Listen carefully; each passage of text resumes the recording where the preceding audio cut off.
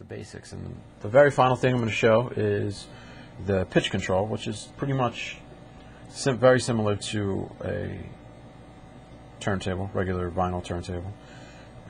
So what it has just more options, which is very helpful, and just kind of opens the door a little bit more for different types of mixing. So it has different tempo settings, +6, ±6, ±10, ±16, and ±24, which 24 is pretty fast. So we'll start at 6. You see the variation. I'm just going to pop this loop on.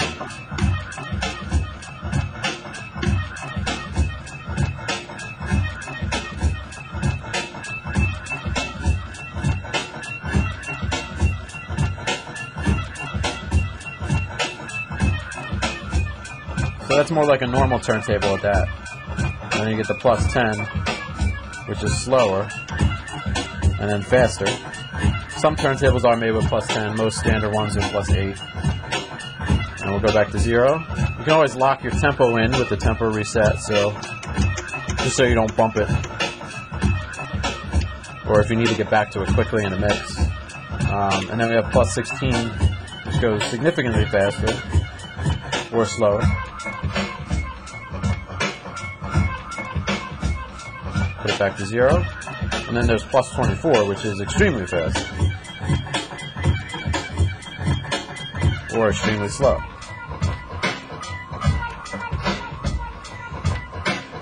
Back to 0.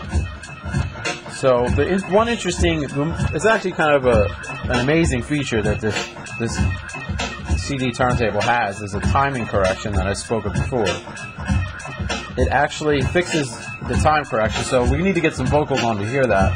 I'm gonna exit this loop and let the lyrics come in, and I have it at +24 because that's where you'll hear it the best. So as it comes in here, speed it up. It sounds ridiculously fast.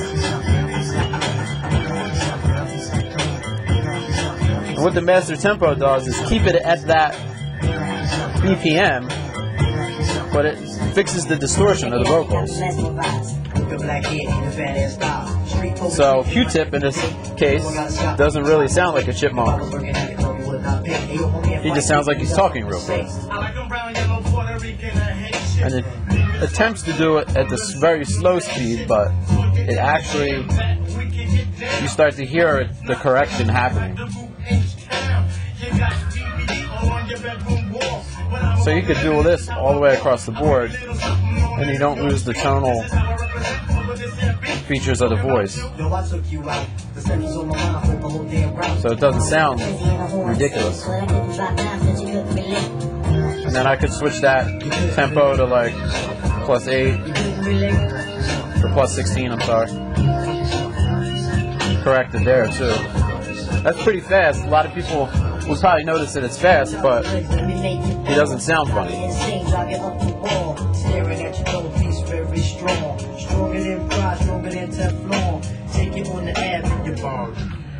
And that's pretty much the CDJ 1000 from Pioneer.